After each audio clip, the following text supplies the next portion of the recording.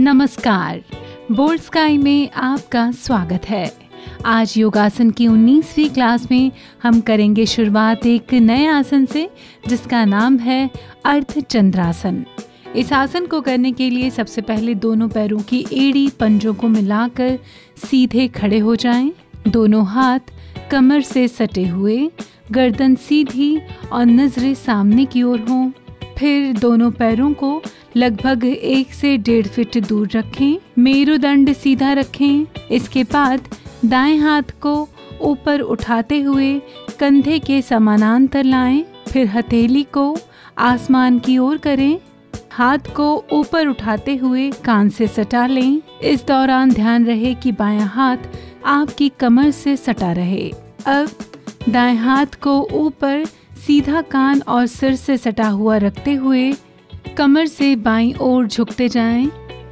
इस दौरान आपका बायां हाथ खुद ब खुद नीचे खिसकता चला जाएगा।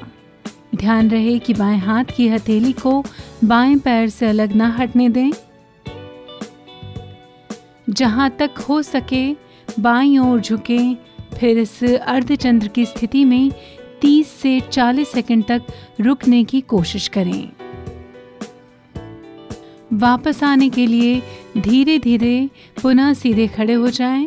फिर कान और सिर से सटे हुए हाथ को पुनः कंधे के समानांतर लेकर आएं और फिर हथेली को भूमि की ओर करते हुए उक्त हाथ को कमर से सटा लें।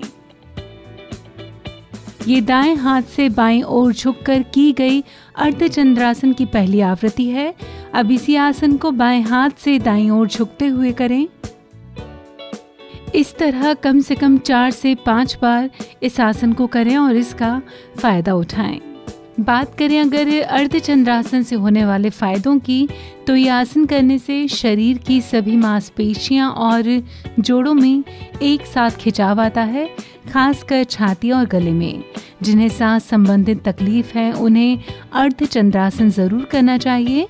इसके अलावा टॉन्सिल, सर्दी, खांसी में भी यह आसन फायदेमंद है। आइए बढ़ते हैं अब आज के दूसरे आसन की तरफ। आज का दूसरा आसन है अधोमुख श्वानासन।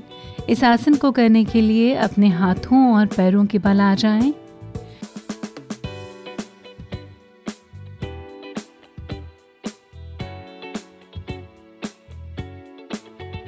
शरीर को एक मेज की स्थिति में ले आएं। आपकी पीठ मेज के ऊपरी हिस्से की तरह हो और दोनों हाथ और पैर मेज के पैर की तरह लगें। अब सांस छोड़ते हुए कमर को ऊपर उठाएं।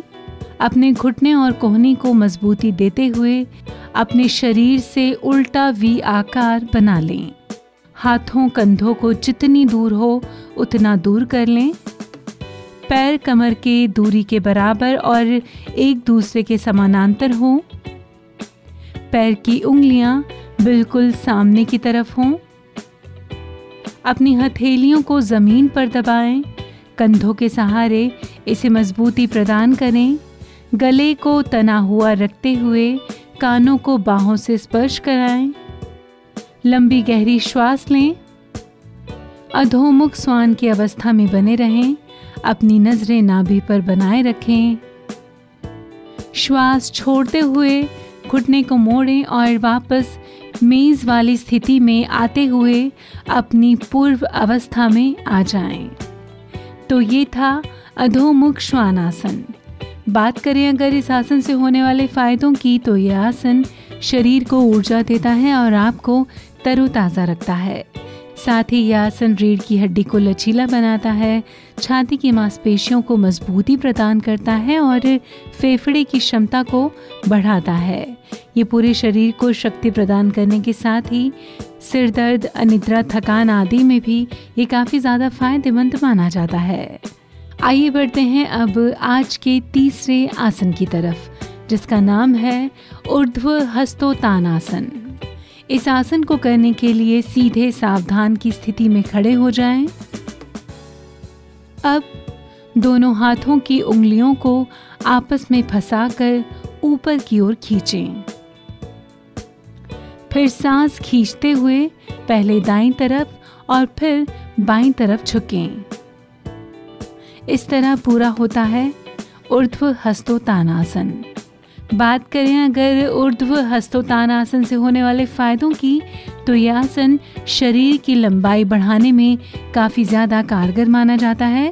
इसके साथ ही यह आसन छाती को चौड़ा करता है, कमर को पतला बनाता है तथा नितंब पर बनी अधिक चर्बी को खत्म करता है। साथ ही साथ इसके निरंतर अभ्यास से कब्ज मिटती है, पसली का दर्द दूर होता है। यह आसन शंख प्रक्षालन की शोधन क्रिया में किया जाता है, जिसे वारिसार भी कहते हैं। इस आसन को करने से साइटिका का दर्द तथा कमर व जांघों का भारीपन खत्म हो जाता है। तो ये थे फायदे ऊर्ध्व हस्तोत्तानासन के। और इसी के साथ आज पूरी हुई हमारी योगासन की 19वीं क्लास। योगासन की 20वीं क्लास में आपके लिए लाएंगे कुछ और नए योगासन और उसके ढेर सारे फायदे। तो फिर कीजिए कल का इंतज़ार। फिलहाल बोल्ड स्काई में अभी के लिए बस इतना ही।